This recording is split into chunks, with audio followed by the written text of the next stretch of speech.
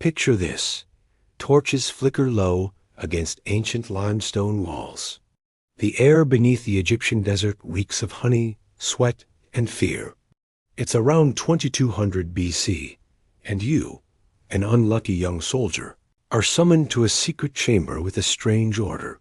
Bring 10 jars of honey and ask no questions. You obey. One does not question a god king, especially this one.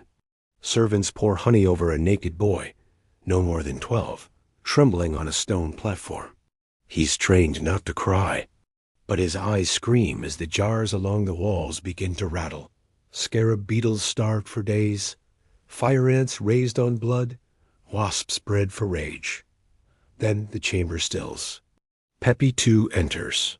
He is nearly 100 years old and has ruled for over 90, the longest reign in Egyptian history. Bored of all pleasures but one, suffering. With a twitch of his skeletal hand, the insects are released. Scarabs swarm first, devouring honey and flesh. Ants follow, venom searing through every nerve. Then wasps descend, a storm of stings twisting the boy's face into a grotesque mask. Pepi leans forward on his golden throne, directing the torture like a conductor. More honey on the feet. Another wave of ants. For 3 hours it continues. The boy survives, barely. He'll be nursed back to health, not from mercy, but because victims are costly to replace. And when he heals, he'll return to this chamber. Again and again. He is one of tens of thousands who vanished into Pepi's chambers during his reign. But monsters are not born. They're made. Pepi II was shaped by betrayal and a coronation that shattered a 6-year-old's mind. His father, Pepi I, died from a scorpion sting that bypassed guards and locks, wounds that looked more like a blade's work. His older brother, the heir, died of river fever in the desert. And so, little Nefrakara, Pepi, the quiet fourth son, became a god. The coronation ritual was meant to elevate a man into divinity. But what happens when the man is 6? At dawn, priests stripped the child naked before thousands and slit a sacred bull's throat, plunging him into its blood until he nearly drowned. They expected tears. Instead, Pepi laughed, licking the blood from his fingers and asking to go under again. The high priest later confessed he had never felt such terror as when that blood-soaked boy smiled. The ritual demanded proof of divine power, dominion over death. A prisoner was brought for execution, not by an adult, but by the child king. Pepi fumbled with the bronze blade, missing the first blow, tearing flesh with the second, smashing teeth with the third, finally slicing the throat on the fourth. Most children would stop. Pepi did not. 11 strikes later, the head came free. Gazing into its dead eyes, he whispered, "I asked it what death tastes like. It cannot answer, but I think I understand. Death tastes like power." Tradition demanded that Pepi's father's wives follow him into the afterlife with poisoned wine. Pepi ordered them strangle it instead, slowly, with pauses so they could recover before dying again. Then came their children, 41 potential rivals. The boys were strangled. The girls were given a choice: serve him forever or join their mothers. 6 chose life and spent it as captives in a private wing, visited at random as Pepi studied the divine silence, the moment when terror overwhelms the mind and shuts it down. By 8, Pepi was experimenting with poisons that paralyzed without killing. By 9, he had classified pain, burning, cutting, poison, insects, each a flavor to study. At 10, he stopped the royal court to watch a cat slowly kill a bird, declaring any cat that killed slowly sacred. Death, he decided, was not a moment but a process, and the process was everything. At 11, he revealed his thinking in a letter to a general, bringing him a pygmy dancer from Nubia. Pepi demanded the dwarf be checked 10 times a night. If he died, sailors' children would be fed to crocodiles. If he escaped, soldiers would be impaled. Pepi also asked for a normal child of the same weight to compare survival, pain, and scream pitch. The dancer was not entertainment. He was an experiment. By 16, watching was no longer enough. Pepi began personally blessing the children of palace servants. They entered whole and left broken, if they left at all. At 24, a noble son was returned so mutilated the embalmer refused to prepare him. When the family demanded justice, Pepi declared the boy chosen for divine transformation and invited them to the palace. They vanished. It was then Pepi created the role that industrialized his obsession.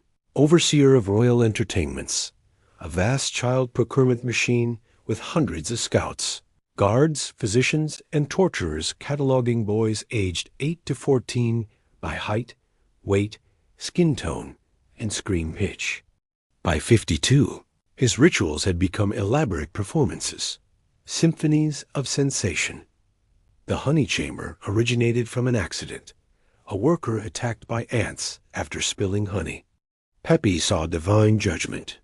The first chamber was small, sealed walls, a stone platform, drainage channels. It soon grew into a 9-room complex: preparation, honey room, beetle pit, serpent chamber, water room, fire chamber, recovery ward, disposal pit, and at the center, the observation platform. Even the honey became science. Pure honey wasn't enough. Mixed with saliva, it drove insects wild. Tears added salt they craved. Blood attracted protein hunters. Most potent was fear. Pheromones from terrified victims made the honey irresistible. Insects were bred with precision. Scarabs fed on meat, ants selected for venom, wasps constantly agitated. A typical session unfolded in waves. The victim stripped, coated meticulously, and subjected to agony sculpted with surgical precision. Consciousness was essential. Some endured dozens of sessions over months. By Pepi's 76th year on the throne, Egypt itself had been reorganized to feed his hunger. Honey production tripled, even as the Nile failed and famine spread. Fields once used for grain now bloomed with flowers for bees. A vast bureaucracy existed solely to find and deliver boys. Over 200 officials worked beneath the overseer of entertainments, supported by craftsmen, insect breeders, and merchants importing exotic species. Selection became absurdly specific. Height within 2 fingers, weight within half a deben, skin tone matched to pottery shards. Scream pitch was tested and recorded. Villages faked plagues, claimed floods, even reported jackal attacks, anything to hide their sons. Governors who failed were executed. Families scarred their children, broke their bones, even poisoned them to make them unfit. Sometimes it worked. Often, deformities only made them more interesting. Some regions lost 70% of their boys over 30 years. Near Memphis, burial records show almost no boys dying naturally. They weren't immune. They were dying elsewhere, in places their families could never bury them. Resistance movements formed. Fathers ambushed convoys, calling themselves the Fathers of the Lost. They freed dozens before Pepi's retaliation. Every male from suspected families, from infants to elders, was subjected to honey rituals while their relatives were forced to watch. One Nubian legend tells of a village that drank poison together rather than surrender their sons minus 800 corpses when scouts arrived.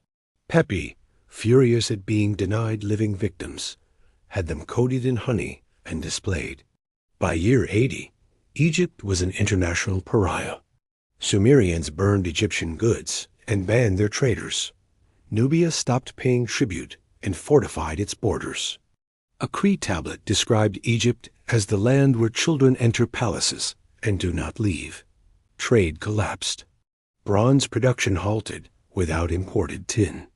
Cedar, incense, and foreign luxuries vanished. Starvation worsened. Inside Egypt, temples stopped naming the pharaoh, calling him only the distant throne. Priests refused palace requests. The army disintegrated. By year 85, Egypt had no army, only a shrinking palace guard, many of whom vanished into the night. And yet, even in his 90s, Pepi's hunger did not fade. It evolved. The man who once tasted blood as a child now sought transcendence through torment. He called suffering the purest truth, and believed pain was the bridge between mortals and gods. Thus Egypt, the empire that built pyramids and carved eternity into stone, rotted from within, consumed by one man's appetite for agony. History remembers Pepi II as the longest reigning pharaoh. But beneath the sands of Memphis lie the bones of tens of thousands, of vanished children, and their silence tells a far darker story.